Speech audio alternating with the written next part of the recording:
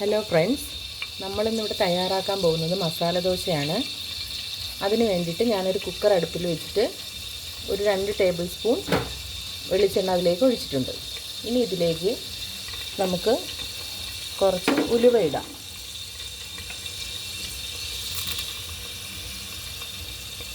അതൊന്ന് ചൂടായി വരുമ്പോൾ ചെറുതായിട്ട് ഞുറുക്കി വെച്ചിരിക്കുന്ന വെളുത്തുള്ളി ഇട്ട് കൊടുക്കാം.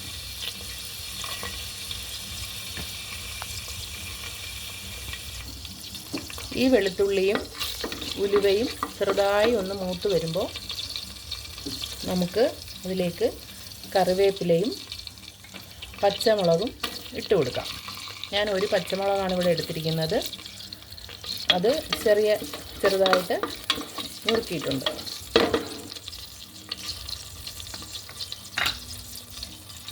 ഇനി ഇതിലേക്ക് കുറച്ച് പെരിഞ്ജീരകവും 2 കഷ്ണം പട്ടയും ചേർക്കാം.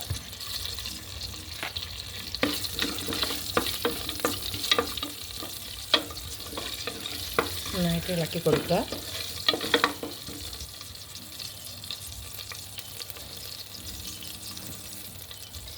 ഇനി ഇതിലേക്ക് നമ്മൾ എടുത്തു വച്ചിരിക്കുന്ന വെജിറ്റബിൾസ് ഇടണം.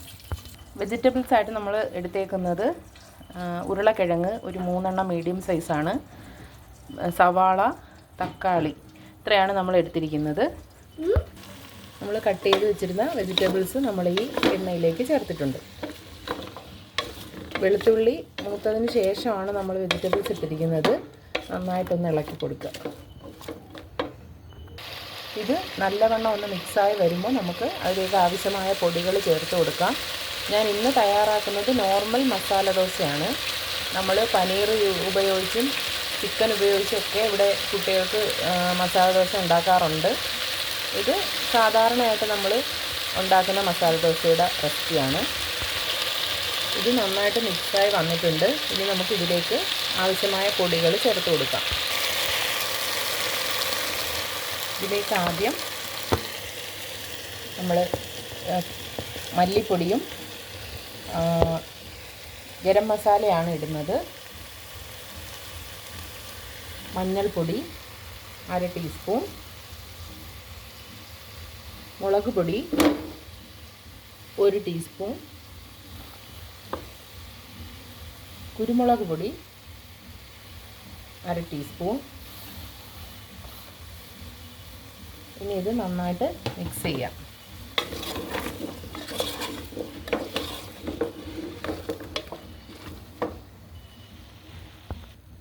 പൊടികളിട്ട് നന്നായി ഇളക്കിയെടുക്കുക. ഇനി ഇതിലേക്ക് നമ്മൾ ഉപ്പാണ് ആവശ്യത്തിന് ചേർക്കുന്നത്.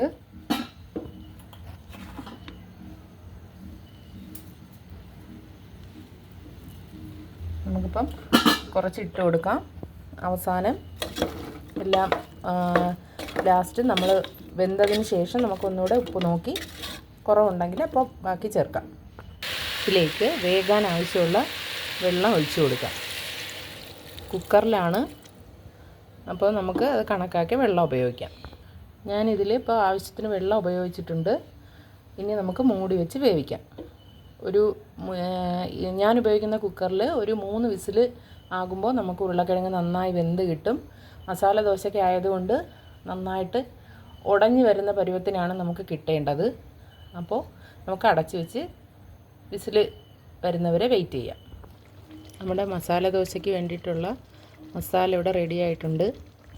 3 വിസിലായപ്പോൾ ഞാൻ ഓഫാക്കി. ഇപ്പം അതിൻ്റെ ആവിയെല്ലാം പോയതിന് ശേഷമാണ് അതിനെ ഒന്ന് ഉടച്ചെടുത്തിട്ടുള്ളത്. നമ്മൾ മസാല ദോശ ഉണ്ടാക്കി തുടങ്ങുകയാണ്. അപ്പോൾ അതിലേക്ക് മാവ് ഒഴിച്ചിട്ട് ഇങ്ങനെ വട്ടത്തിൽ പരത്തുക.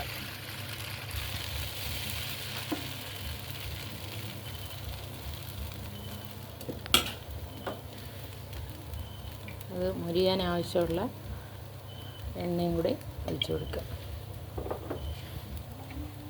എണ്ണ നന്നായിട്ടുണ്ടെങ്കിലേ നമുക്കത് മൊരിഞ്ഞ് കിട്ടത്തുള്ളൂ.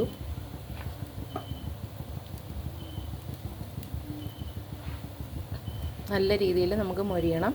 എന്നിട്ട് നമുക്ക് മസാല വയ്ക്കാം. ഞാൻ ഒരുപാട് കട്ടിക്കല്ല ഇവിടെ മസാല തയ്യാറാക്കിയിരിക്കുന്നത്. ഇവിടെ കുട്ടികൾക്ക് കുറച്ചുകൂടെ ലൂസായിട്ടുള്ള രീതിയിലാണ് അവർക്ക് മസാല ഇഷ്ടം. ഒരുപാട് മസാലയും ഞാൻ വെക്കാറില്ല, വളരെ കുറച്ചാണ് മസാല ഉപയോഗിക്കുന്നത്. എന്നാലും നമുക്ക് ആ നല്ല മൊരിഞ്ഞ ദോശയിൽ നല്ല ഫ്ലേവറോട് കൂടിയിട്ടുള്ള മസാലയും കൂടെ ആകുമ്പോൾ നല്ല ടേസ്റ്റായിട്ട് തന്നെ നമുക്ക് വീട്ടിലുണ്ടാക്കിയെടുക്കാനായിട്ട് പറ്റും. ദോശ നന്നായിട്ട് മൊരിഞ്ഞ് വരുന്നുണ്ട്. നമുക്കിനി ഇതിലേക്ക് മസാല വയ്ക്കാം. ഞാനിതിലേക്ക് മസാല വെച്ചിട്ടുണ്ട്. എന്നിട്ട് കുറച്ച് എല്ലാ ഭാഗത്തേക്കും ആവുന്ന കണക്കിന് ഒന്ന് ആക്കി കൊടുക്കുക. നല്ല രീതിയിൽ നമുക്ക് മസാല ദോശ കിട്ടിയിട്ടുണ്ട്. ഇനി നമുക്കിത് പാത്രത്തിലേക്ക് മാറ്റാം. നമ്മുടെ മസാല ദോശ നമുക്ക് പാത്രത്തിലേക്ക് ആക്കാം. നല്ല രീതിയിൽ മൊരിഞ്ഞ് നമുക്ക് കിട്ടിയിട്ടുണ്ട്. ഞാനിത് ഇതിൻ്റെ കൂടെ വെള്ള തേങ്ങാ ചമ്മന്തിയും കൂടെയാണ് സെർവ് ചെയ്യുന്നത്. അപ്പോൾ ഇനി അടുത്ത വീഡിയോയിൽ കാണാം. അതുവരെ ബൈ.